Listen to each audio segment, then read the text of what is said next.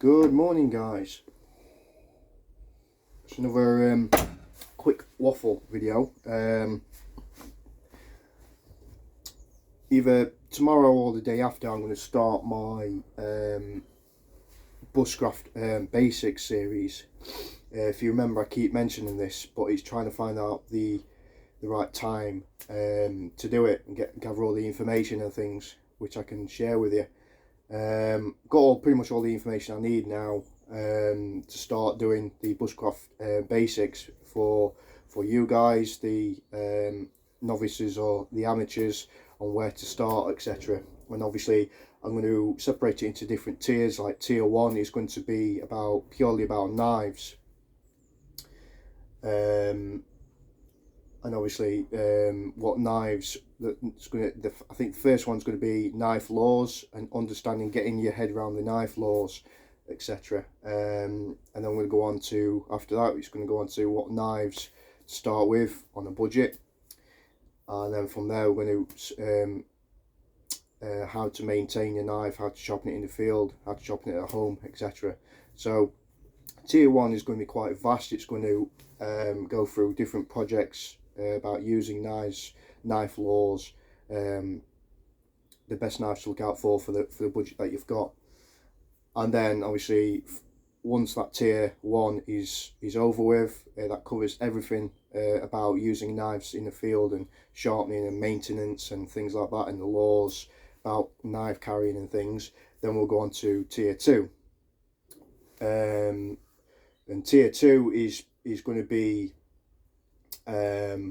about knots, so making different knots for different scenarios, but it's going to be very basic knots that you will be able to remember, especially with me with my problems. It's hard to remember things, so but anyway, we'll go on to that at a later stage, so look out for that video tomorrow or the day after. It's definitely one of the 2 days before I have my daughter over for 3 or 4 days, so I'll try and get the video done before then. But I was just having a cup of tea, and I'm just going over in my head some of the things to cover for these tiers and things, and there is not a lot of videos out there about different grips, different how to handle your tool, how to use your tool in the field efficiently. And once you've got your chosen knife, obviously I do feel you've got to get to grips with it, learn how to look after it and sharpen it, etc.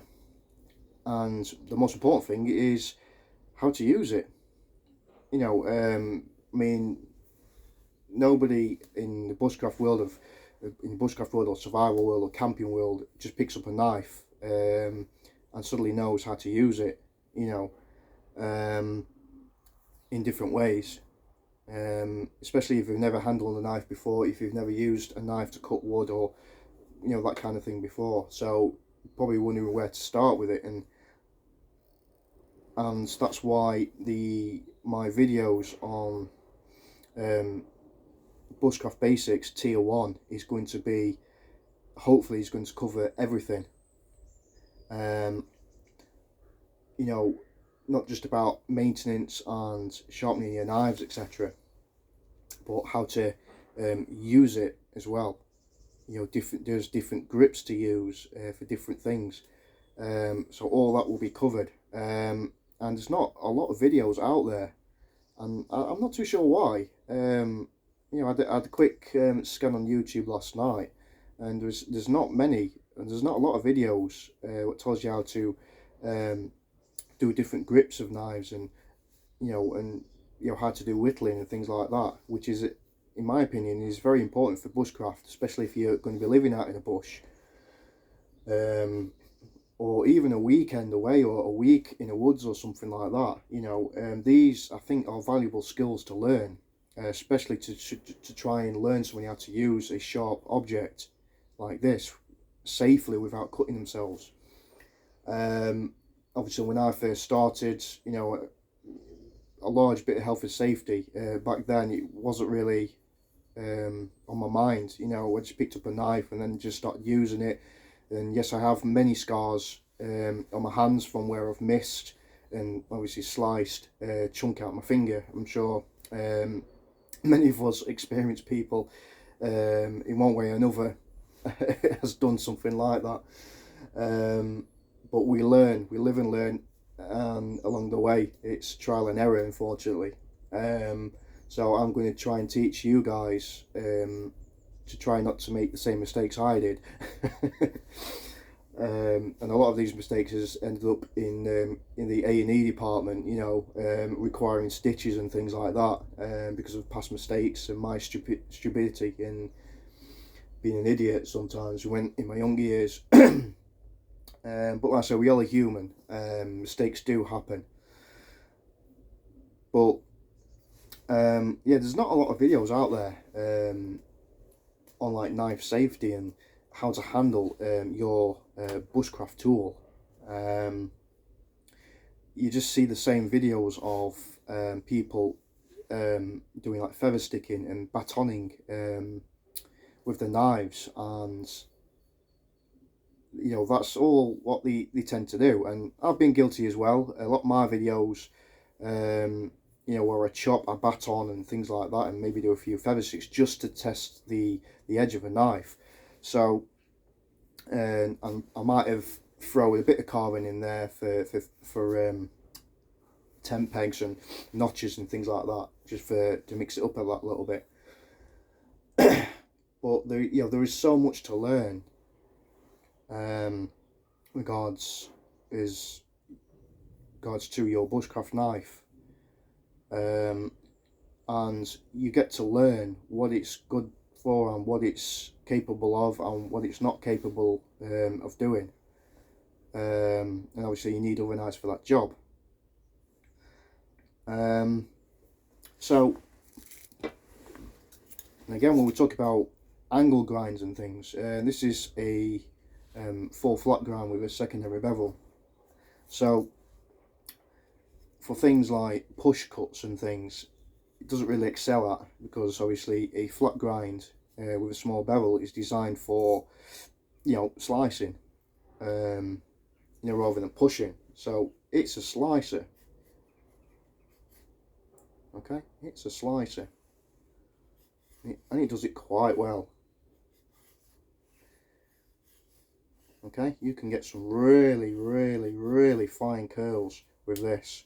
Really fine curls. But all this takes time. Okay, me myself, I've done many mistakes over the years, so I'm going to try and teach you the best I can not to do the same mistakes. I used to be very can't speak right today, very should we say impatient. So I'd grab a knife and I'd go, you know, really aggressive with it, and then I might miss even have an accident, or just say, you know, this knife is no good and things. But a lot of the times when before you gain that knowledge, before you gain that experience, a lot of the time it's not actually the knife, it's actually the user that's the problem. And it took me many years to realise that. So you've got to look at the knife grind and then start to use it and take it out to the woods for a few weeks, or even every weekend if you haven't got that much time, and just to test its capabilities of what it's capable of, because there is different steels out there, there's different grinds out there with different sized knives, different thicknesses, and that's why I don't believe there's any such thing as a one tool option, because there isn't. You know, this is not going to excel at batoning, this is not going to excel at chopping compared to a lot of knives that's up to that task. But what a knife like this does excel at, what a bushcraft knife should excel at, is basic camp chores and whittling, like feather sticking, even minor chopping and batoning. You know, something like this thick, which is shorter than your wrist. of all the times I've had fires in the woods and things, and even at my allotment or my base camp, I don't think I've ever found the need with a knife, even this size, about 5 inches or even less, to baton through a log, a thick log, and use it for a fire. I've always collected sticks, you know, this kind of thickness, and then break it down, make some feather sticks out of it. You know, I mean, granted, for longer trips and for let's say a family, if you're camping with a family and you need to have a big fire, then yes, you would obviously need a lot thicker logs as your tinder source and your fire source. So I don't want to waffle on too much, guys. You know what I'm like. This is why some of our videos are ridiculously long. But what I'm trying to say is, which I will go through to my in my videos in great depth, is a lot of the time it's actually down to the user, not the actual knife, that's at fault. Okay, so the difference between doing something aggressively and doing something when you're impatient because you want to build a fire, you know, in less than 5 minutes. But it's about being smart. It's about knowing what this knife is capable of doing. Okay, so if it's a slicer, then take your time with it. Okay, take your time. There's absolutely no rush whatsoever, because believe me, that's how accidents happen, and I've had many accidents, believe me. Okay, so take your time. If your knife struggles, say you probably saw there when I was trying to do a slice like this, and it kind of jumped. Okay, so there's a reason why it jumped. You know, is it because the knife's hit a knot? Is it because it's not 100% straight? As you can see, this is not a straight angle. So, or is it because your knife might be dull? You know, so stop what you're doing, assess the situation, look at your knife, test your knife. If need be, shave some hair on your arms, or if you've got a piece of paper, see if it slices cleanly through a piece of paper, or anything. You know, if your knife gets stuck at any point, stop. You know, immediately stop and find out why your knife's getting stuck. Okay, because that's how accidents do happen. Okay, so don't try get your knife stuck and then just really, oh, it's getting stuck, you know. Or especially if you've got your knife in a pinch grip. Pinch grip means obviously 3 fingers below, and then you grip the knife like this, and what happens is you're drawing a knife towards you like this. Okay, which can be a dangerous technique if you don't know what you're doing. Okay, now if at any point when I'm drawing through this, any one point I get stuck, okay, now there's a reason for it. So if I get stuck and the knife no longer want to draw towards me or whatever, then obviously there's going to be a problem. Is it a problem with the wood? It's a knot? You know, again, does your knife need sharpening because you've been using it all morning? So I think sometimes that we don't stop to think about what we're doing. And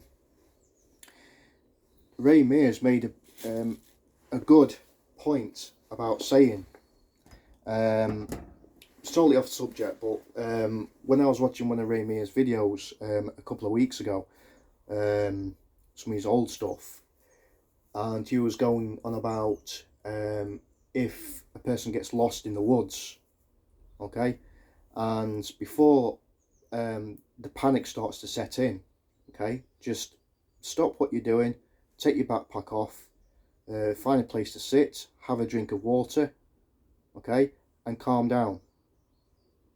Okay, assess the situation and just be calm, and you'll find those valuable 5 minutes or even less when you've had time to think and you've had time to you know, digest what's happening, and to have a drink of water, or maybe something to eat as well. Brew up for 5 minutes, you know, no matter what it is, but assess it assess the situation, and then suddenly, you know, after you've had a few calories, and you've rehydrated yourself, you've had a bit of a 5-minute break, or however long you needed, and you can stand back up, put your pack on and say, oh yeah, let's try this. Or something might click up here and think, oh yeah, I know now. And sometimes it's all it takes, and that's exactly the same thing when you're using sharp tools like this. Okay, so 9 times out of 10, accidents happen, because obviously the user is not concentrating, you've not given yourself sufficient breaks, and you've been going non-stop, so your knife might need sharpening. You know, you might be tired, so you're losing concentration. It might be a problem with the wood, it might be knotty, you know, any of those things. Just think about what you're doing. Always think about what you're doing. Okay, don't carry on. If there's a problem, don't carry on. Just assess the situation, assess the piece of wood in front of you. Okay, you know, my knife got stuck there, and I was carving it towards me, right there. Okay, so why did it get stuck? Look at the wood. Has it got a knot? Yeah, it's not in a straight line, so it's probably hitting that curve there. I know my knife's nice and sharp because I've just stropped it about 5 minutes ago. There's no problems whatsoever I can see on my edge, so I know it's not the blade, so it must be the wood. And that's all it takes. Them few valuable seconds could be the difference between going from this, okay, to slipping and slicing your thumb off or your finger. Okay, and I've been situations where in again my younger years, where again I've let things cloud my judgment, and I've even started like bushcrafting when I'm in a bad mood, and I've been using my knife non-stop for 3 hours solid, because I wanted to get something done over and done with. So I've been times where I've been bushcrafting for 3 hours solid without a break, nothing, no rest or anything. And it was during the summer months, if I remember. I was sweating and my hands were all sweating and things like that. And it's a good job I didn't actually do it on video, because it probably would have put some people off for life on bushcraft. But yeah, I didn't give myself enough time for breaks. Didn't really look at my knife to see if it needed sharpening. The sun was raining down on me, so probably got a bit hot and bothered and tired because of the sun as well. And all it took is one slip. So I was doing a certain cut, I can't remember which cut I was doing now, so I was stupid enough to my knife get stuck in my wood and left my thumb in the way of the knife, in the path of the knife. So naturally my knife got stuck in the wood, and I was trying to pull the knife out, or probably drawing it forward when it got stuck, and obviously the wood eventually gave way, and then the knife gave way and buried itself in my thumb. Hence that scar there. Doesn't look deep now because obviously I did it many years ago, but believe me, that was deep, very deep, and that was a hospital job and a stitch job. But it could have been worse. You know, I could have took my thumb clean off. So that's what I'm trying to say. Just think about what you're doing. If your knife gets stuck, take your knife out immediately, find out what the problem is. Okay, and learn. You learn as you go along about using knives safely, and learn its capabilities, etc. Okay, so when you're doing feather sticks, for instance, you know, if you haven't got 100% straight edge, then just straighten it. Make it straight. See if there's any knots. There's a knot there, down there at the bottom. Okay, so I know, because that knot down at the bottom, if I'm making a feather stick, say out of this, I know that that's where the feathers are going to stop. Right there. So them valuable seconds is sometimes that's all it takes. Just think about what you're doing, and there is a reason for everything. And unless it's an absolute dire emergency survival situation, don't ever rush things, because you're in the woods, you're there to relax, enjoy yourself, take your time with it. There is no rush at all, no rush whatsoever. Okay, take your time with it, and most importantly, let your tool do the job. Okay, got to let the tool do its job. Okay, not the other way around. Okay, so where possible, let your tool do its job. And after a while, if your tool doesn't like what it's doing, then stop. Again, just stop. Find out, does your knife need sharpening? Is there a roll on your edge? Have you hit another knot? You don't know. But I think over the years, that's the one thing that I would put in my videos, which I will do, is doing things like that. See there? Everything was going well until I hit a bit of a problem there. Okay, so stop, pull your knife out, find out what the problem is, see if you can bypass it. I can bypass that. It's just a little bit grainy, this wood. Okay, so just carry on, get that bit out, and just carry on. Just carry on. There is no rush, guys. Absolutely no rush at all. Okay, if you want to learn to perfect things, then you've got to take your time, learn the craft, learn how to use your knife, learn everything there is to know, and all the safety aspects of your knife as well. Okay, and there is nothing better than hands-on experience. Okay, yes, you can learn from books, yes, you can learn from YouTube, etc. Because a lot of times the books are pretty much getting obsolete now. I still like to read books and old text and things like that on bushcraft survival and real life scenarios on that's happened. But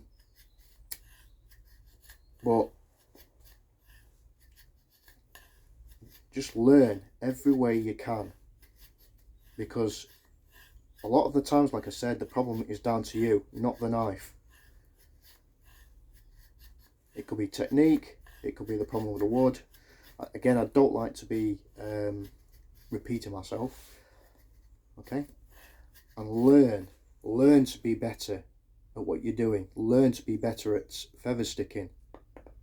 And you've got to practice, and practice some more until you're dreaming it. That is the only way you get good at anything, is practice. Okay, if you slip with the knife, you cut yourself. Yeah, things do happen. It's a part of what we do, unfortunately. Us as bushcrafters and or survivalists, or whatever you want to call yourself, accidents will happen. So to say that you're never going to slip with a knife and cut yourself for the rest of your life when you're doing bushcrafting and things like that, then there's a very high probability that you won't, that you will cut yourself. Even some professionals that I know, and at some point have had a really bad accident involving like severe cuts and tendons and things like that. And you learn these things, but don't let it put you off. Don't be frightened. As soon heal up, do what you need to do, rest up, and then get back on it as soon as you can. Okay, that is the only way. You've got to kind of face your fears, kind of thing. Okay, so don't let it put you off, because at the end of the day, accidents, maybe now and again, accidents do happen because we're using sharp, or it should be sharp instruments, sharp axes, sharp knives. It's what we do. So don't expect that you won't ever have an accident. So touch wood that you don't, but we're only human. Humans make mistakes. So you know. But what we can do is try and limit the accidents by thinking about things more. Okay, so just thinking about things more.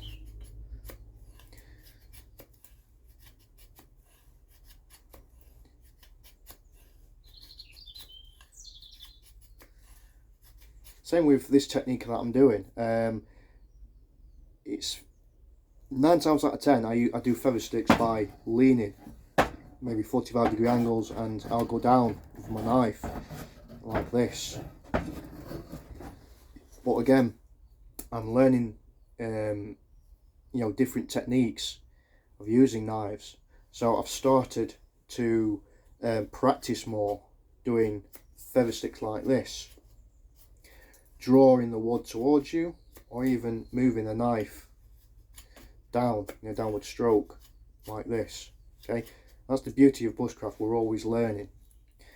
So, and learning techniques like this can make you a better bushcrafter in the field sometimes.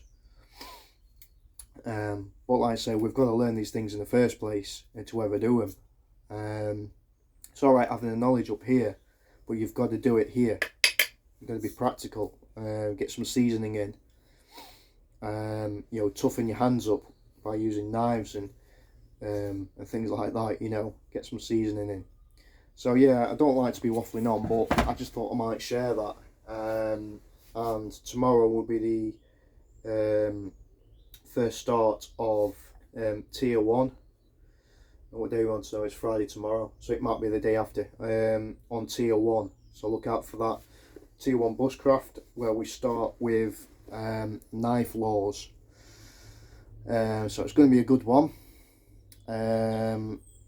because nobody likes to use the word knife laws and carrying and things, but anyway, hope you enjoyed this video. Nothing much to say really, apart from just think about what you're doing. Don't rush into things. If you need to take a break, take a break. Don't do anything stupid. If a knife gets stuck in a piece of wood that you're whittling, stop, address the situation, find out why your knife stopped before you do yourself an injury. And then in some of my videos I will explain about different knife handling skills. Okay, so different strokes, different grips and things. So I just thought I might want to share that with you.